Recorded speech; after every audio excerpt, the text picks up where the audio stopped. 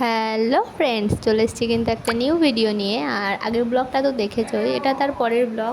আর আগের ব্লগে তো দেখেছই যে ডাক্তার দেখিয়ে আমি এই বাড়িতে চলে এসেছিলাম, আর এখানে এসে ব্রেকফাস্ট করে আমি আর বোন চলে গেছিলাম বাগানে। কেন বাগানে আম আনতে, আম মাখা হবে, তাই আম মাখার ভিডিওটাও আমি আগেও ছেড়ে দিয়েছি, কারণ এই দুটো ব্লগই বেশ অনেক দিনের ব্লগ। তো এই দেখো, আর যেতে যেতে আমার একটা দাদা আছে, দাদার সাথে দেখা হয়ে গেছিলো, তো তার সাথে কথা বলছিলাম। তো বলছিলো বাগানে কেন যাচ্ছিস, আমি বললাম আম পাড়তে। তো হাসছিলো। আর এখানে এই যে আমরা তিনজনই ছিলাম, আমি, মন আর বোন। তো আমি তো ভীষণ কায়দা করছিলাম যে আমি আম পারবো, তোরা দেখ।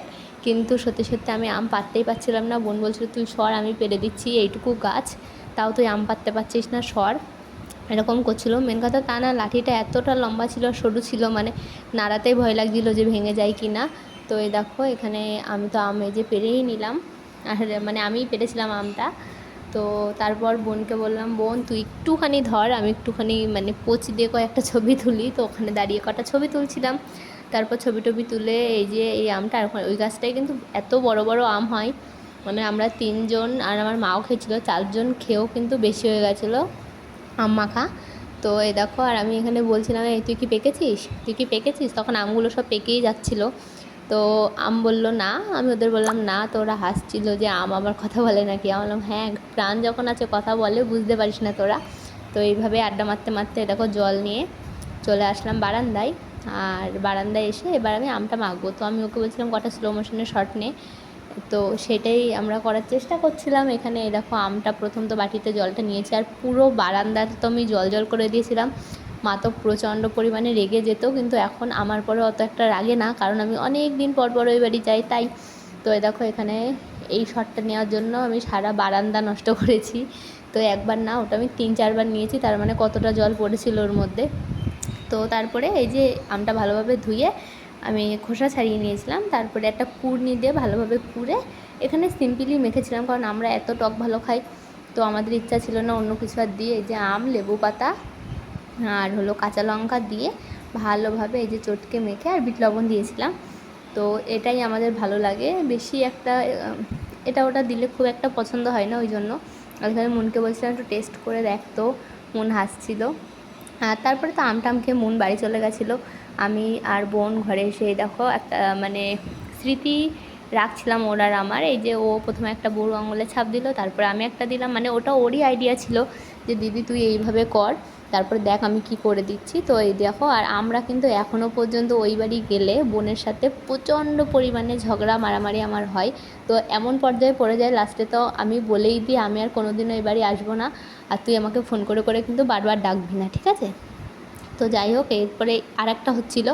তো এখানে দেখো, এইটা নিয়েও বোনের সাথে ঝগড়া হয়ে গেছে। ও আমার আঙুলের ছাপটা প্রায় মুছেই দিয়ে পিঙ্কটা বেশি হয়ে গেছে, তো ওর সাথে আমার একটা ভালো ঝগড়া হয়ে গেল। আর এই গাছটা দেখো কত সুন্দর লাল লাল পাতা। আর এখানে দেখো, তারপরে আবার বিকালবেলায় লাঞ্চের পরে আমি রাস্তায় এসে আবার একটুখানি ঢং করছিলাম, মানে আমার ফোনে একটু নিউ নিউ চেষ্টা করছিলাম স্লো মোশনের ভিডিও করার। তো এই যে সেইগুলোরই ক্লিপস, এগুলো এই ভিডিওগুলোই চলছিল। আর এখানে এরকম মন কিন্তু লাঞ্চ সেরে আবার চলে এসেছিলো। তো আগে তো আমাদের পাড়ায় অনেকে ছিল, খুব মজা করতাম সবাই মিলে একসাথে, কিন্তু সবারই প্রায় বিয়ে হয়ে গেছে, এখন এই মন আর আমার বোন এই কজনই আছে। তো এরকম সন্ধেবেলায় আমরা সবাই খাটে বসে বসে খেলছিলাম। তুমি চুপ। বন্ধু তুমি ভালো, তুমি তো চাঁদের আলো, আমি মনে হয় বামুন হয়ে চাঁদে হাত বাড়াই, ঝলসে যাব জানি। তারপরে এই যে সন্ধ্যাবেলায় ছোট্ট একটা গানের আসর বসেছিল, আর তারপরে এই দেখো বাবা কিন্তু গরম গরম বিরিয়ানি নিয়ে চলে এসছে, আর শুধু আনিনি কিন্তু, বাবা নিজের হাতে করে সার্ভ করে দিয়েছে। আর এটা কিন্তু বোনের প্লেট ছিল, আর আমারটাই কিন্তু বাবাই সার্ভ করেছে, তাই জন্য আমি কিন্তু ওই প্লেটটাই নিয়েছি। আর বাইরের দিকে বৃষ্টি, এদিকে মটন বিরিয়ানি, উফ একদম জমে গেছিলো রাতটা। তো তারপরে এই যে আমি খেয়ে নিচ্ছিলাম, আর বোনকে বলছিলাম এই দেখি দেখি তোর পিসটা বড়ো না আমার পিসটা বড়, তো বোনও বলছিল আমি আর দেবো না। তো এরকমই দুজনে মিলে ওখানে খানিকক্ষণ খাওয়া নিয়ে তো গন্ডগোল করলাম। তারপরে ও খাচ্ছিল, আমি বললাম তুই এত তাড়াতাড়ি খাস কেন, একটু দাঁড়া, আমি একটু ভিডিও টিডিও করি। তো ওর অত সময় টময় নেই। ও দেখো, আমি মানে ভিডিওতে দেখাতে দেখাতে ওর প্রায় অর্ধেক খতমও হয়ে গেছে।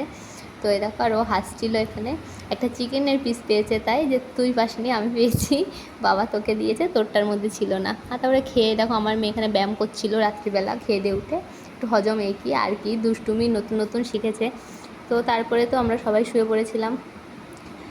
আর ওর চোখে ঘুম হয় না ওই বাড়ি গেলে। আর সকালবেলায় উঠেও দেখো কত বৃষ্টি, বাইরে বসেছিলাম চাটা খাচ্ছিলাম, আর বোন এখানে এই যে খাতা বই নিয়ে কি আঁকা আঁকি করছিল, আর আমি ওর সাথে আড্ডা মারছিলাম সারাদিন পাগলের মতো কী করিস। আর এখানে দেখো আমার মেয়ে তারপর ল্যাপটপটা ফেলে রেখে ফোন নিয়ে ঘেটেই যাচ্ছে, আর আমার বোন মানে বাচ্চাদের মতো ল্যাপটপটা নিয়ে খেলা করছে, আর ও ফোন বড়দের মতো ফোন নিয়ে খেলা করছে। কি মানে যুগ পড়লো, হ্যাঁ। তারপরে দেখো মার সাথেও পুজো দিচ্ছিলো, সেই দিন বৃহস্পতিবার ছিল, মাকে তো পুরো খুঁজেই দিচ্ছিল। তো আজকের ব্লগটা এই অবধি, ভালো লাগলে অবশ্যই লাইক কমেন্ট শেয়ার করো, আর দেখা হচ্ছে নেক্সট কোনো ব্লগে। Tata, bye bye and take care.